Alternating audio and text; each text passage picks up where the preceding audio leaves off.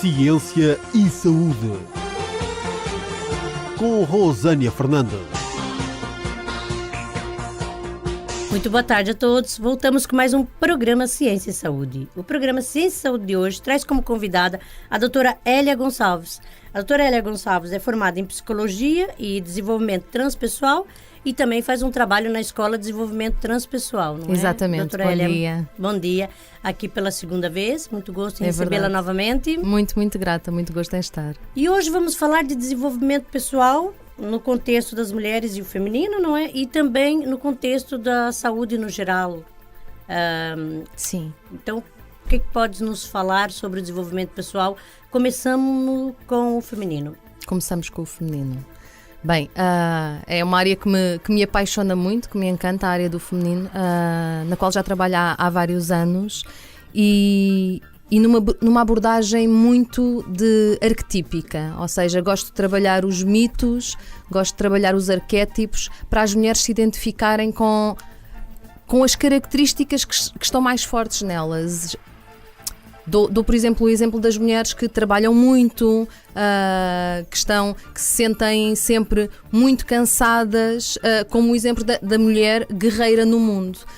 Só que esta mulher guerreira no mundo muitas vezes tem mais dificuldade em dar atenção à sua dimensão da alma, à sua dimensão intuitiva, à dimensão feminina que precisa de mais quietude, de mais sossego e, sobretudo, de escutar o seu corpo. E, portanto, quando se trabalha com grupos de mulheres nesta perspectiva arquetípica, as mulheres vão se identificando com estes arquétipos e percebendo, através destas histórias, quais são as feridas que trazem dentro. E isso acaba por ser muito interessante, quando nós nos damos conta, através de uma história, quem é que nós somos e que personagem temos vivido ao longo da vida. E esse encontrar, não é, desse feminino, da mulher, essa descoberta, que transformação que traz, então, a partir desse momento, de uma mulher, por exemplo, que trabalha tantas horas fora de casa, e depois Sim. mais tantas horas em casa, e mais filhos, e mais a família, e mais tudo. Quando ela descobre este feminino, não é, a partir desse mito, não é, da história, ao longo da história, que revolução que acontece com essa mulher? Bem, muitas vezes as mulheres descobrem este feminino.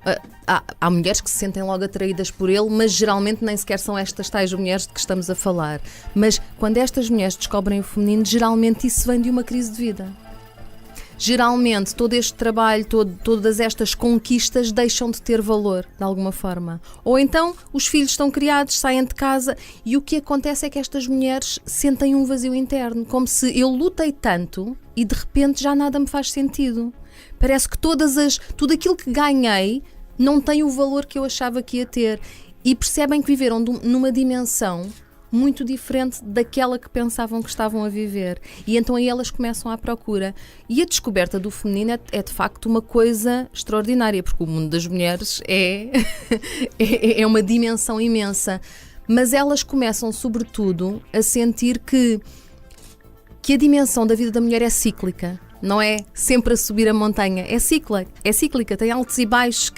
Aquilo que acontece no nosso corpo, através da menstruação, acontece com a lua, acontece com as estações e, portanto, há um tempo de pousio e há um tempo de trabalho e as mulheres têm essa capacidade através do seu corpo. O seu corpo diz-lhes, é tempo de parar, é tempo de descansar, é tempo de te escutares, é tempo de desfrutares mais, é tempo de partilhares com outras mulheres e também, sim, é tempo de trabalhares.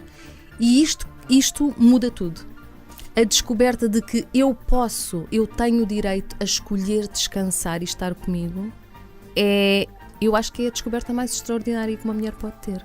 E isso vai acontecer naturalmente, ou Hélia, ou acha que nós, mulheres, estamos desligadas ou desconectadas com isto?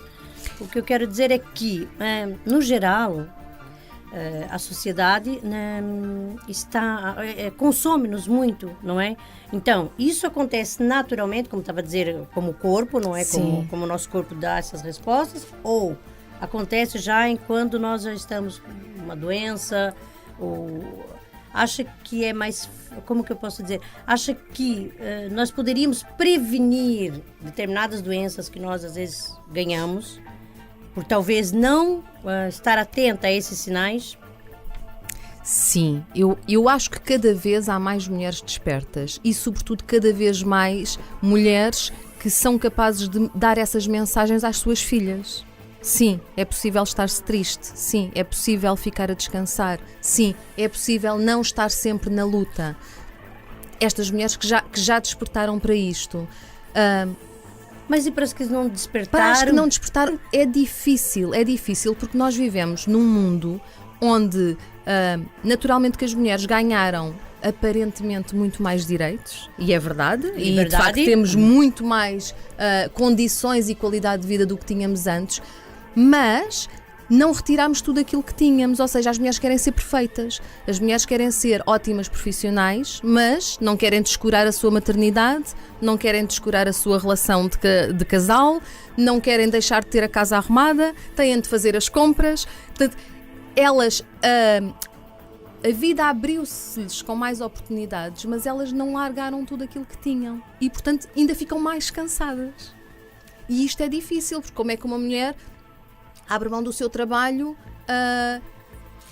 para cuidar dos filhos, que está certo, mas quando ela tem este apelo do mas eu quero trabalhar, eu quero fazer coisas lá fora, ou então o contrário, como é que abre mão de uma maternidade que lhe é importante, e portanto muitas vezes as mulheres com aquela mensagem que nós damos a nós próprios, é só mais um dia, é só mais uma semana, sim, eu estou a ficar constipada, mas vou tomar um comprimido porque é só até aquele projeto terminar, é só até o meu filho acabar os exames, é só até qualquer coisa. E os anos vão passando. Esgota-nos e os anos vão passando. E quando damos conta, muitas vezes as mulheres acordam quando já deram tudo e já não têm nada mais para dar, nem elas mesmas. Então, Hélia, nesse sentido é que eu digo, de repente, um alerta, como é o seu trabalho, não é? Como a Hélia trabalha, o seu trabalho tem relação com o feminino e o despertar das mulheres nesse sentido, não é?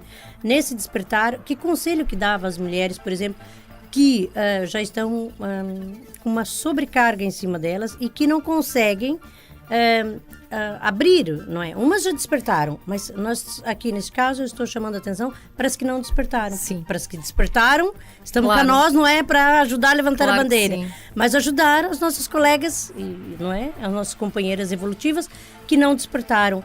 Que conselho que dava a Hélia dentro do seu trabalho imenso que vem fazendo por aí? Sobretudo que não tenham medo de dizer não quando o seu corpo lhes pede isso.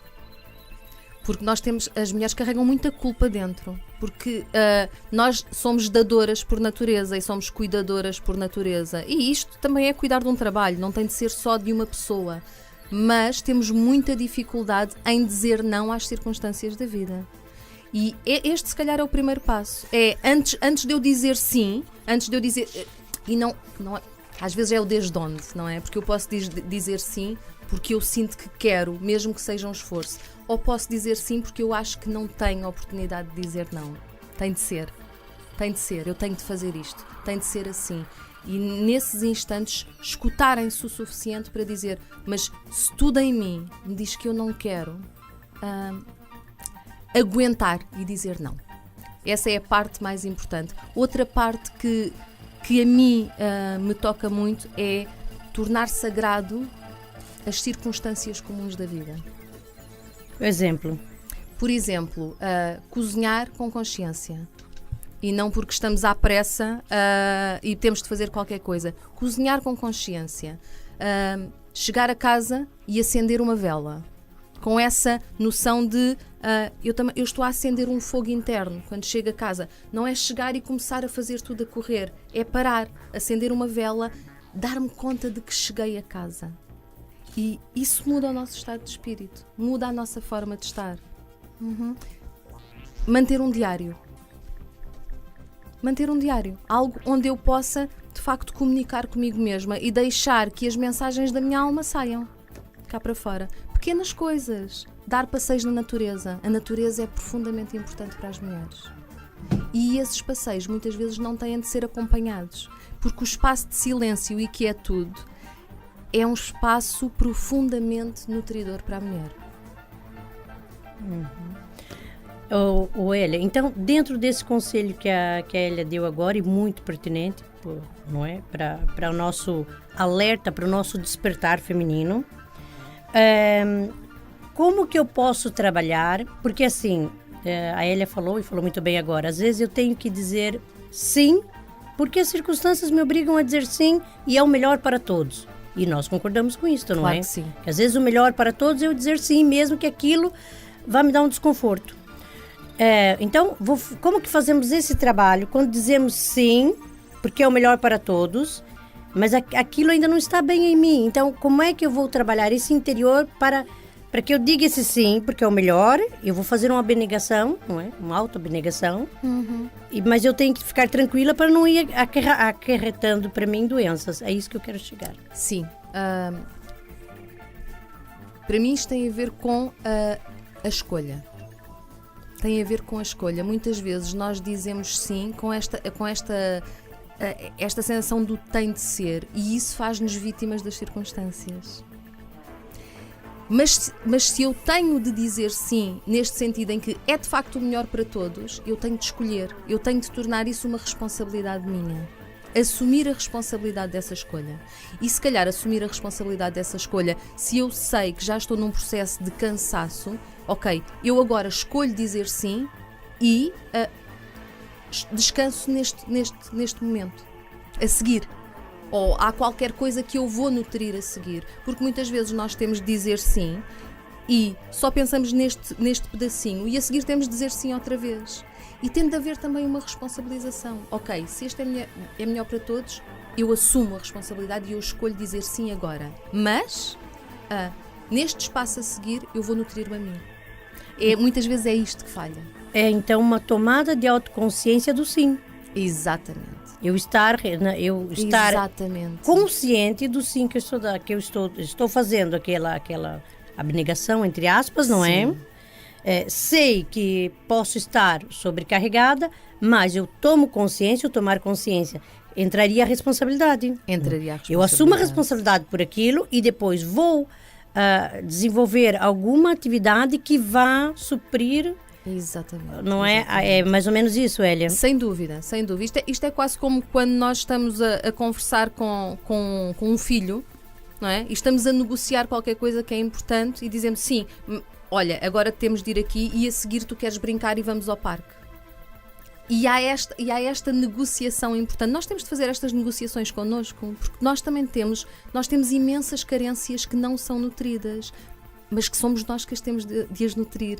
E, portanto, darmos-nos conta disto, eu estou em esforço, eu estou cansada, eu preciso de descansar, já é uma grande tomada de consciência. E dizer um não consciente também, não é? não consciente. Porque se é para dizer um não e depois também ficar remoendo, porque aí entra a culpa, não é? Exatamente. Porque que eu não fiz isso? E aí acarreta mais doenças também, não é? Sim, sim. É importante tomar consciência da culpa e é importante tomar consciência de onde vem essa culpa. Muitas vezes vem de crenças do eu não sou suficientemente boa se não chegar a tudo e a todos.